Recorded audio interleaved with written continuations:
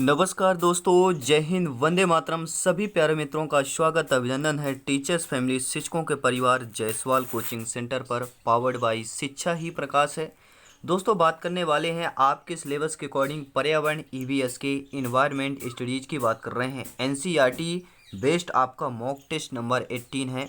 सभी प्यारे मित्र कमेंट कर देंगे, फीडबैक कर देंगे। जितने प्यारे भाई बहन पहली बार विजिट कर रहे हैं, चलिए तो बात करते हैं दोस्तों 25 महत्वपूर्ण। कल की क्लास में हमने मॉक टेस्ट में बात किया आपके महत्वपूर्ण जो सेल और चट्टान से ग्रेनाइट, संगमर, ठीक है, आग्नेय चट्टान, यहाँ से प्रश्न 1 से 2 प्रश्न आपके पूछ लिए जाते हैं। तो चलिए आज का यह पूरा चट्टान का पूरा कंप्लीट करेंगे सिलेबस। तो चलिए दोस्तों, पहला प्रश्न दिया गया। अगर आपने कल का वीडियो नहीं देखा है तो आई बटन पर लिंक आएगा, आप लोग देख सकते हैं, या प्लेलिस्ट में जाके सारी क्लासेज आपको मिल जाएंगी फ्री ऑफ कॉस्ट, क्योंकि यह दोस्तों राष्ट्र हित में शिक्षा का टीटी परिवार है। दोस्तों, निम्नलिखित में से कौन कायांतरित चट्टान है?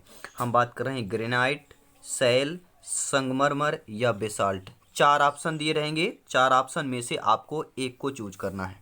चलिए फटाफट कमेंट कीजिएगा। निम्नलिखित में से कौन जो है कायांतरित चट्टान है? कल का यह मॉक क्वेश्चन था, कल के मॉक टेस्ट का यह मॉक क्वेश्चन था। और बहुत प्यारे मित्रों, बहुत सारे प्यारे मित्र यहाँ पे भाई बहन कमेंट किए थे, फीडबैक किए थे। मैं बहुत बात दिल से धन्यवाद करता हूँ सभी प्यारे मित्रों का, सभी भावी अध्यापक अध्यापिकाओं, सभी शिक्षक बंधुओं का करता हूँ। तो कायांतरित चट्टान हम बात करेंगे दोस्तों संगमरमर की। हमारा राइट ऑप्शन क्या हो जाएगा? संगमरमर, अर्थात सी ऑप्शन की बात करेंगे। आइए देख लेते हैं अगला प्रश्न। सभी प्यारे मित्र जानते हैं, देखिए थोड़ा कंसेप्ट वाइज ही रहता है ताकि आप लोग अच्छे तरीके से समझ पाएँ, क्योंकि इससे रिलेटेड भी प्रश्न पूछा जा सकता है।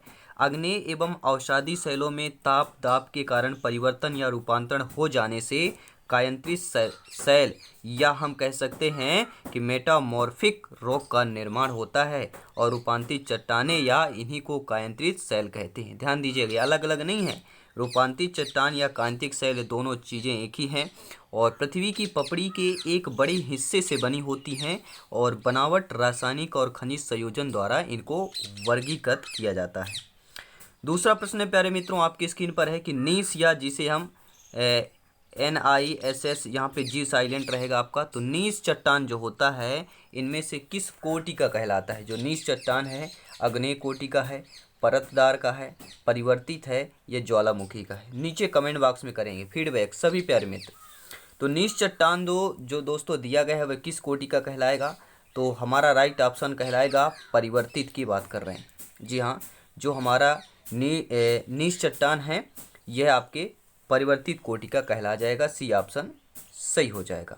अब बेहतरीन यहाँ पे प्रश्न दिया गया इस टाइप का, एक आपको पता है तालिका संबंधी या सूची संबंधित आपके ईवीएस में पूछा जाता है। अब यहाँ पे दिया गया है कि सुमेलित करना है। स्लेट, आपका लिग्नाइट, बॉक्साइट, ग्रेनाइट दिया गया है, और एक तरफ आग्नेय शैल, कायांतरित शैल, अलौह या खनिज या औषधि दिया गया है। और यहाँ पे आपको 4 ऑप्शन दिए जाएंगे, ठीक है। 4 ऑप्शन में आपको चूज करना है कि कौन कौन सा सही हो जाएगा,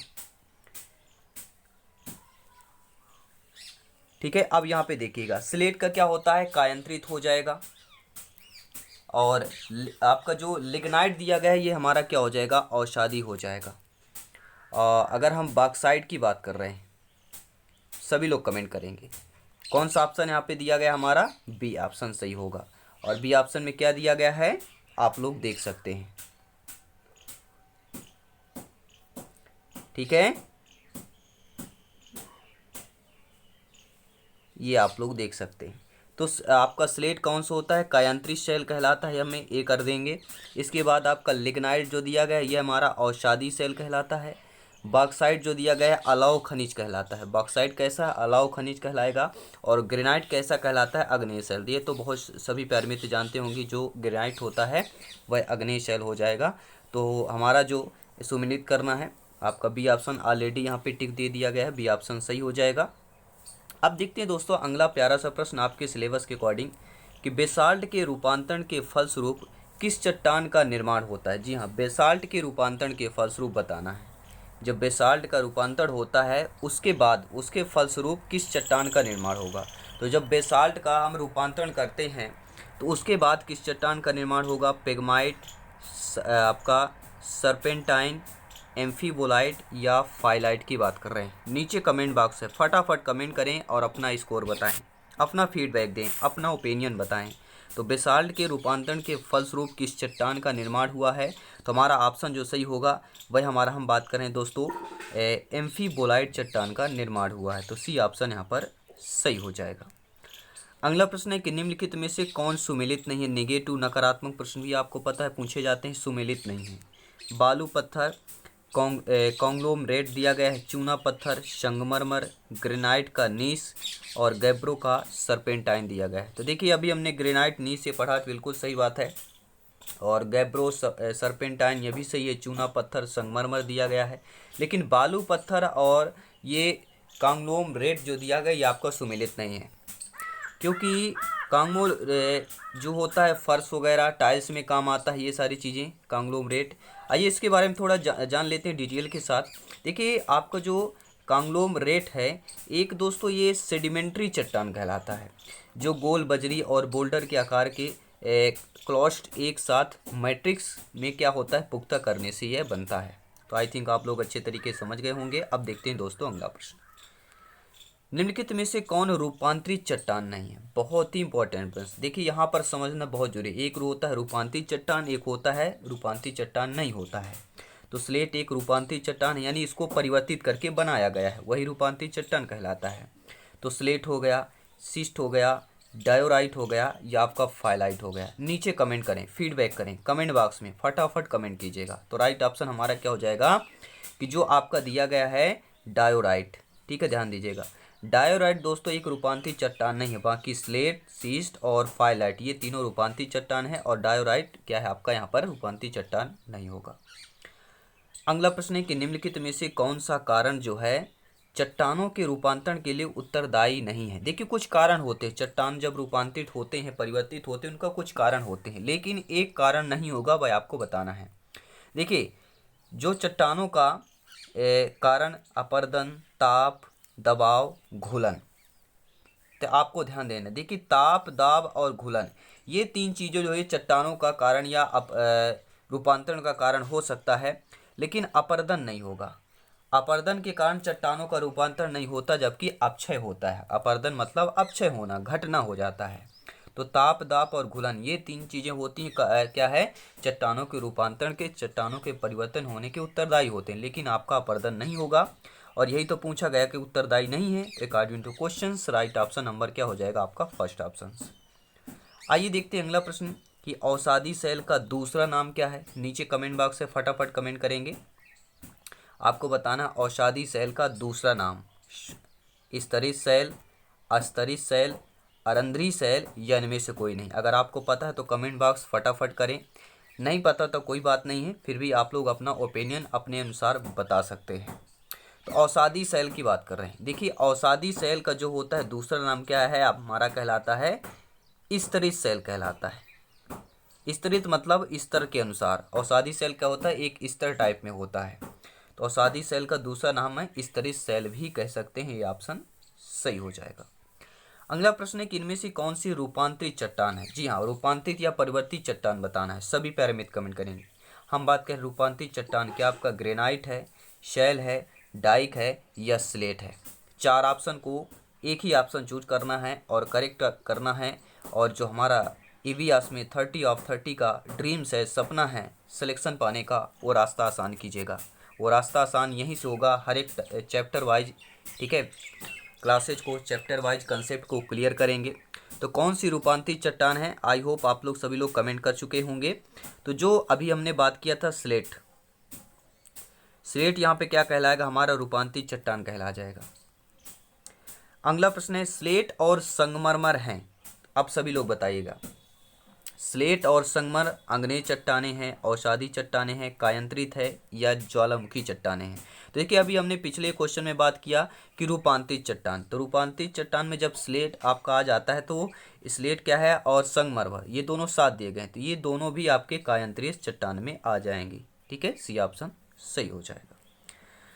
अगला प्रश्न है कि निम्नलिखित में से आग्नेय चट्टान कौन सी है? स्लेट है, लाइमस्टोन है, ग्रेनाइट है या आपके क्वार्टजाइट है? सभी प्यारे मित्र कमेंट करें। बहुत ही आसान सिंपल सा प्रश्न, संभावित प्रश्न और बार बार पूछा गया प्रश्न कि अग्नेय चट्टान कौन सा है, तो आपका एक ही नाम होना चाहिए, आपके जवान में कोई दूसरा नाम होना ही नहीं चाहिए, और वह है दोस्तों ग्रेनाइट। अग्नेय चट्टान कौन सी है?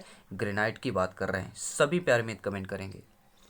आई होप आप लोग अच्छे तरीके से समझ पा रहे होंगे। अगला प्रश्न है, रूपांतरित चट्टानों की उत्पत्ति किन चट्टानों से होती? जो रूपांतरित चट्टान होते हैं, इन चट्टानों की उत्पत्ति दोस्तों किससे होती है? अग्नेय से होती है, तलछटी से होती है, अग्नेय तलछटी दोनों से होती है, या इनमें से कोई नहीं? आपको पता है, नीचे कमेंट बॉक्स फीडबैक करते रहें। तो रूपांतरित चट्टानों की उत्पत्ति किन चट्टानों से होती है? तो अग्नेय और तलछटी इन दोनों चट्टानों से होती है। C option is the right answer. निम्नलिखित में से कौन दोस्तों कायांतरित शैल है? संगमरमर, चूनास्म, ग्रेनाइट, कोयला। देखिए हमें बहुत ही ज़्यादा कन्फ्यूजन होता है, कायांतरित शैल, रूपांतरित शैल, ठीक है, अग्नेय शैल, ग्रेनाइट, ये बहुत ज़्यादा पूछे जाते हैं और यही हमें कन्फ्यूजन करते हैं। तो अगर आपको कोई भी डाउट है, कन्फ्यूजन है, तो इनका थोड़ा सा कंसेप्ट वाइज जरूर रीड कीजिएगा, पढ़िएगा, क्योंकि जब कंसेप्ट पढ़ेंगे तो आपको अच्छे तरीके से समझ में आएगा और ये सारी चीज़ें आपको आसानी से समझ में भी आ जाएंगी। तो निम्नलिखित में से कौन जो है कायांतरित शैल हो जाएगा? तो सभी प्यारे मित्र जानते हैं कायांतरित शैल जो कहलाता है वह हमारा संगमरमर कहलाता है। जी हाँ, संगमरमर दोस्तों एक दानेदार मेटफॉर्मिक चट्टान है और ये चूना पत्थर के रिक्रिस्टलाइजेशन के बाद उत्पन्न होता है। संगमरमर आपका जो है कैल्साइट से बना होता है, यानी कि CaCO3 से बना होता है। ये सूत्र आपका दिया गया है, कैल्शियम कार्बोनेट। कुछ और खनिज जो संगमरमर में होते हैं, जैसे हमारा हो गया ऑल्विन हो गया, ठीक है, सेरपंतिने, गॉर्नेट और आपका ऑफिवोलेस, ये आपके अन्य जो खनिज हैं जो आपके संगमरमर में होते हैं। अब देखते हैं दोस्तों अगला प्रश्न। इसके बाद आपको पता है 25 महत्वपूर्ण क्वेश्चनों का यह सेशन है, ये मॉक टेस्ट है। निम्नलिखित में से कौन रूपांतरित चट्टान है? स्लेट, स्टफिक, संगमरमर, ग्रेनाइट्स। देखिए बहुत ही ज़्यादा कन्फ्यूजन हो रहा है इन क्वेश्चनों में, ठीक है। अब हमें देखिए रूपांतरित चट्टान बताना है, सभी लोग कमेंट करेंगे। कायांतरित नहीं, यहाँ पे रूपांतरित चट्टान बताना है, तो हम बात कर रहे हैं ग्रेनाइट की बात कर रहे हैं। जी हाँ, अब बात करेंगे अगले प्रश्न की। अपक्षयन की कौन सी एक प्रक्रिया यांत्रिक और रासायनिक दोनों अपक्षय की ही है? क्रिस्टल, कार्बोनेटीकरण, जलयोजन या अपक्षयन? सभी प्यारे मित्र कमेंट करेंगे। अपक्षयन जो होता है, अपक्षयन की कौन सी एक प्रक्रिया जो होती है यांत्रिक और रासायनिक दोनों का अपक्षय की है, यानी जो यांत्रिक रूप से अपक्षय होता है और रासायनिक रूप से अपक्षय होता है, दोनों की प्रक्रिया सेम कहलाती है और वह कहलाती है दोस्तों जलयोजन की बात कर रहे हैं। अगला प्रश्न देख लेते हैं। अधोलिखित कौन सी चट्टान में जीवाश्म नहीं पाया जाता है? बलुआ पत्थर में, ग्रेनाइट में, सेल में या आपके कांग्लोमरेट में की बात कर रहे हैं? तो कौन सी चट्टान में जीवाश्म नहीं पाया जाता? तो सभी लोग जानते हैं ग्रेनाइट चट्टान है। क्या दोस्तों, जो ये आपकी ये ग्रेनाइट चट्टान है इसमें जीवाश्म नहीं पाया जाता है। अब इसका रीज़न क्या है आप लोग डिटेल के साथ जान सकते हैं।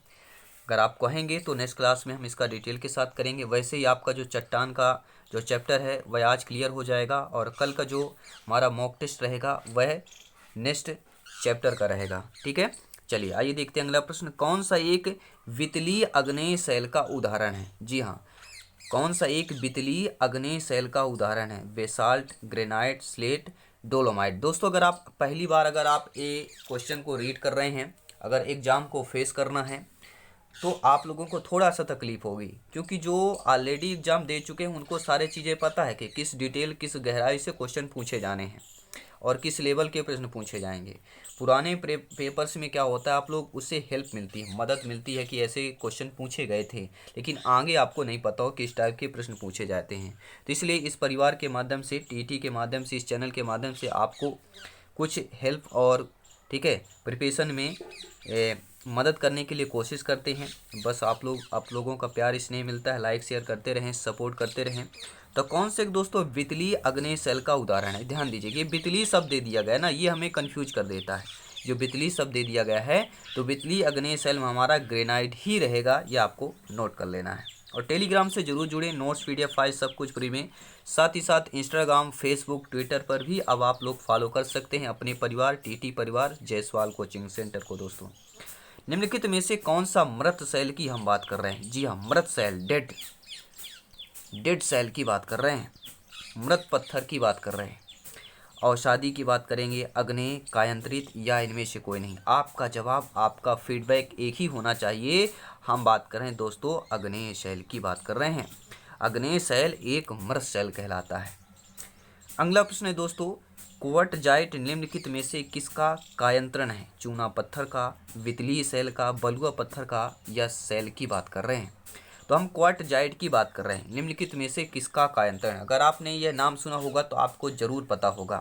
तो आई थिंक सभी प्यारे में समझ गए होंगे क्वार्टजाइट निम्नलिखित में से किसका कायंत्रण है। तो ये दोस्तों हम बात कर रहे हैं ऑप्शन नंबर सी की, और वह आपका ऑप्शन नंबर सी है, बलुआ पत्थर की बात कर रहे हैं। जी हाँ, सभी प्यारे मित्र कमेंट करेंगे। आइए देख लेते हैं अगला प्रश्न। इसके 5 महत्वपूर्ण लाजवाब क्वेश्चन होने वाले हैं। औषधि सेलों के लिए निम्नलिखित में से कौन सा कथन सत्य है? अब देखिए, कथन से रिलेटेड भी दिया गया है, औषधि सेल से संबंधित कथन दिया गया है कि ये वे सेल है जिनकी संरचना ताप तथा दाब पर निर्भर करती है। ये सेलें अक्रिस्टलीय हैं। ये सेलें स्तरों में निक्षेपित होती हैं। और ऑप्शन नंबर डी दिया गया है, ये सेलें जल में नहीं निर्मित हो सकती हैं। देखिए, औषधि सेलों से संबंधित जो कथन आपका सत्य है, तो वो सभी लोग जानते हैं। जो औषधि सेलें होती हैं, ये सेलें क्या होती, स्तरों में निक्षेपित होते हैं। तो हमारा सी ऑप्शन जो है कथन सत्य दिया गया औषधि सेलों के संबंध में। अब देखेंगे 20 नंबर 1 क्वेश्चन आपका क्या कह रहा है। सब प्यारा सा प्रश्न है। आइए इस क्वेश्चन को अच्छे तरीके से पढ़ते हैं और समझते हैं क्या कह रहा प्रश्न। कि निम्नलिखित सेल प्रारूप, जी हाँ, निम्नलिखित सेल प्रारूप की विशेषताओं पर विचार करना है। कुछ सेल प्रारूप की विशेषताएं दिए गए हैं कि पिघले मैग्मा के शीतलन और ठोसीकरण से निर्मित पिघला लावा ठंडा होकर क्रिस्टल बन जाता है, लावा पठार, लावा मैदान, लावा शील्ड बनाता है, और निम्नलिखित में से किस सेल में उपर्युक्त विशेषताएं? मतलब ये 3 पॉइंट में विशेषताएं दी गई हैं। अब आपको ये चूज करके बताना है ये किस सेल की विशेषताएं दी गई हैं। औषधि सेल की, अग्नेय सेल की, कायंत्रित सेल की, या आपके कायंत्रित एवं औषधि सेल दोनों की दी गई हैं। तो आपका जवाब क्या कहता है? कि पिघले मैग्मा के शीतलन को ठोसीकरण से निर्मित होता है, पिघला लावा ठंडा होकर क्रिस्टल बन जाता है। तो सभी लोग जानते हैं जब पिघला लावा ठंडा होकर क्रिस्टल बन जाता है तो हमारा अग्नेय सेल की बात कर रहे हैं। बी ऑप्शन सही हो जाएगा। आइए देख लेते हैं दोस्तों अगला प्रश्न। प्यारा सा प्रश्न है कि निम्न में से कौन सा प्राचीन वलित पर्वत नहीं है? जी हाँ, बहुत ही इंपॉर्टेंट, रिपीट हुआ प्रश्न इसलिए हमने, ठीक है, और आपके पत्थर जो से संबंधित प्रश्न थे वो हमारे क्लियर हो चुके हैं। और ये मोस्ट इंपॉर्टेंट क्वेश्चन थे, कुछ इनको भी कंबाइंड किया गया है कि कौन सा प्राचीन वलित पर्वत नहीं है? यूराल, अरावली पर्वत, एंडीज, या हम बात कर रहे हैं अपलेशियन पर्वत की बात कर रहे हैं। देखिए, प्राचीन वलित पर्वत, देखिए आपका जो कोई अरावली है, एंडीज है, आपका अपलेशियन है, ये तीनों क्या कहलाती है? ये तीनों प्राचीन वलित पर्वत कहलाते हैं। लेकिन आपका एक यूराल जो पर्वत है यह प्राचीन की श्रेणी में नहीं आता है। अगला प्रश्न दिया गया कि अरावली की श्रेणियां किस राज्य में स्थित हैं? राजस्थान, हिमाचल प्रदेश, उड़ीसा या आंध्र प्रदेश में स्थित हैं। अगर आपको पता है, अगर आप हमारे डेली व्यूअर हैं, इस परिवार के सदस्यता हासिल कर ली है, तो आपको ऑलरेडी पता होगा। अगर हमारी प्लेलिस्ट में पिछली क्लासेज आपने देखा होगा कंसेप्ट वाइज।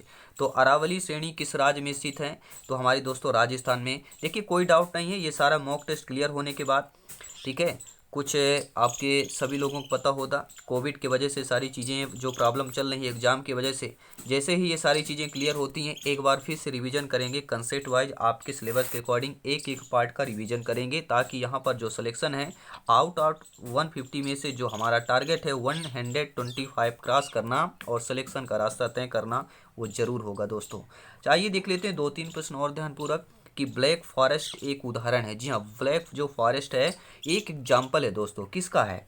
मोड़दार पर्वत का है, गुंबददार जो पर्वत होता है उनका है, या ज्वालामुखी पर्वत का है, या अवशिष्ट पर्वत का है। अगर आप डेली व्यूअर हैं तो आपको ज़रूर पता होगा, इस परिवार के सदस्य हैं, इस परिवार के आप लोग सदस्य ऑलरेडी भावी अध्यापक अध्यापिकाएं, आप लोग शिक्षक बंधु हैं। और जायसवाल सर आप सभी को अभिनंदन, स्वागत करते हैं हर एक भाई बहन, हर एक शिक्षक बंधु का जिनका सपना है अध्यापक अध्यापिका बनना, शिक्षक बनना।